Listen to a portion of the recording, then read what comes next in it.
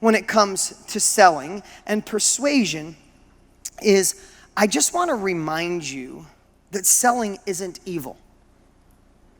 Selling is evil if maybe you sell drugs.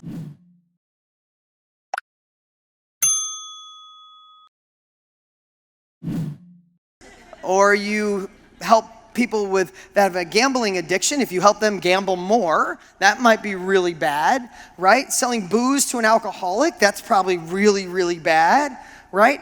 But selling is how everything works. Selling and persuasion is the oxygen of every successful business that exists on the planet. And the reason I wanted to share this with you guys and take a little time is I started it this morning and I was going to spend more time on it, but I wanted everybody to have Brendan and we wanted to fit the whole day in. But it starts with you.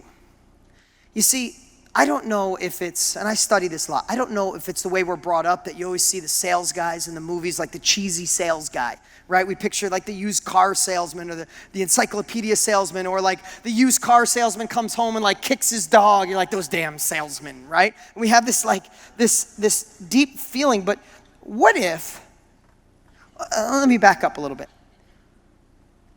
When you guys have something you're passionate about. So think of something you're passionate about right now. The way you eat, maybe you're vegan, maybe you're pescatarian, maybe you love yoga, maybe you like jumping out of planes, maybe you love being a mom, being a dad, you love your job, your business that you do, you love helping other people. When you think about that thing you love, or a book, think about a book. Who in here's got a book that you absolutely love? Right? Who's got here's got a movie that was like, oh my God, if you were gonna watch one movie over and over, it would be one movie, right?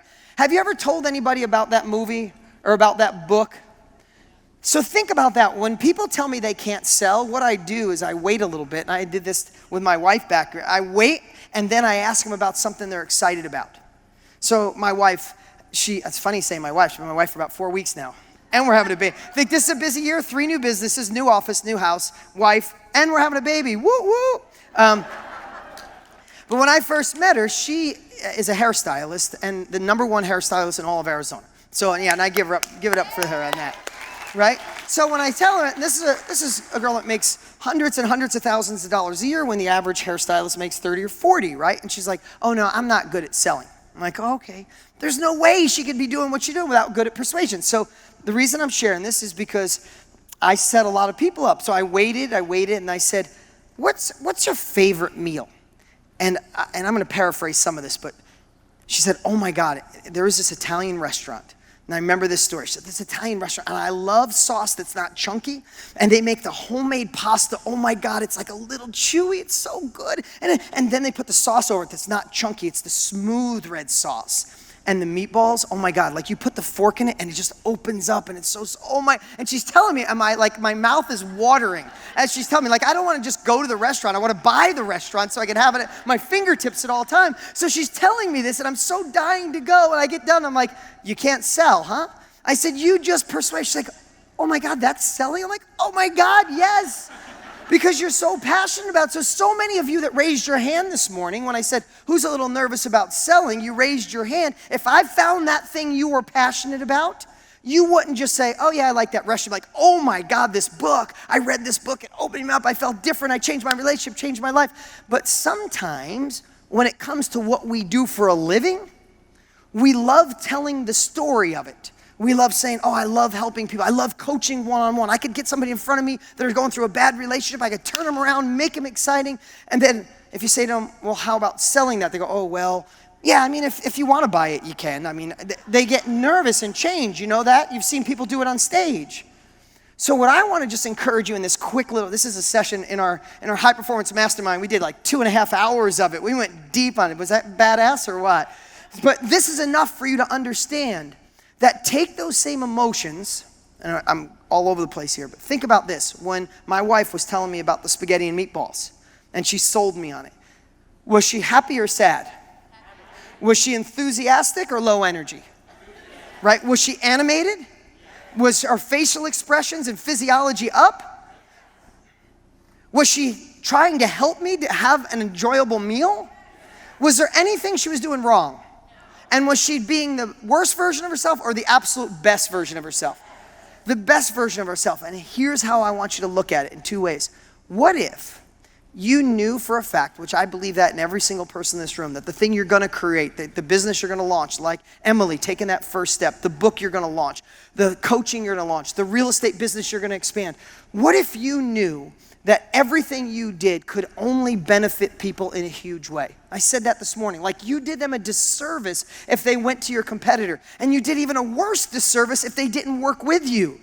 If they didn't get coached by you, if they didn't fix their relationships by you, if they didn't become a better human because of you, you're doing them a disservice. If you look through those eyes and you love it that much, I love my books. I love our high performance mastermind. I love getting people engaged because I watch the impact. I watch how their lives change. So when I go to talk about selling, I don't go, yeah, if you want to join HP, I'm like, no, you got to do it.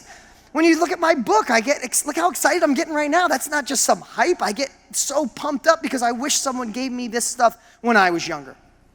So if you look at it through those two eyes, is if you love what you do so much that you know you're hurting people if you don't persuade them to action, then just think about it as your favorite book or your favorite meal or the way you eat or your children. And all of a sudden, when you go to sell, you won't have to be a salesperson. I don't consider myself a salesperson. I just get so enthusiastic and authentic and so real. I get to sell in massive amounts because people believe me because they could tell it's not some script or some pitchy thing. So the next time that you talk about what your product is or what the product is going to be, or if you're telling a family member, which I highly don't recommend, but if you're telling a family member what you're going to do, like you're going to go home and tell somebody all the crap you learned here and what you're going to do with your business, and somebody's like, that's funny, that's cute, right? But if you want to sell somebody, if you go, hey, I was at this great event this weekend, and I learned a lot of cool stuff. I think there's some spots for me. I mean, I think I could help people. You do that, you're not selling yourself, you're not selling the other person, you do no one a service, and then when you get their shitty feedback that you gave that energy for, you'll go, maybe I shouldn't. So what I want you to think about is, like my wife when she described the spaghetti and meatballs, think about your favorite thing. If you were standing up talking to the person next to you and convincing them to go vegan or read that book or go to the movie, I want you to think about the next time you offer your product, or you tell someone about it, or you ask someone that's going to be a partner of yours to have that same level of enthusiasm, have authenticity, feel from the heart that no, the only thing you could be doing is helping their life and go to another level. Does that help you look at selling a little bit differently? Okay, just like Brendan said earlier, you guys have flown, so many people here from all over the world. We haven't even gotten started yet. This isn't even the end of day one. We got 2.5 more, almost 3 more killer days. Would anybody in here want to go home right now and not take the information you already got? So are you guys happy we sold you to be here? Okay, do you see what I'm saying? So there is hundreds and hundreds and hundreds and thousands and hundreds of thousands of people that are out there right now that would be so happy to give you money. No, you have to, I'm serious. Like, think about that. They're dying to give you money so they could cut a check to go faster. We are in an era, if you were part of the Knowledge Business Blueprint launch I did with my dear friend Tony Robbins, we are in the self-education era. It's a $400 million a day industry heading towards $1 billion a day. People are saying, I could go to school for 5 years to learn from someone who's never actually did it, but in a classroom, or I could just cut a check to one of you and go faster and quicker to learn what they've done, and I can go towards self-education. I'm not knocking schools, but that's the way we're evolving.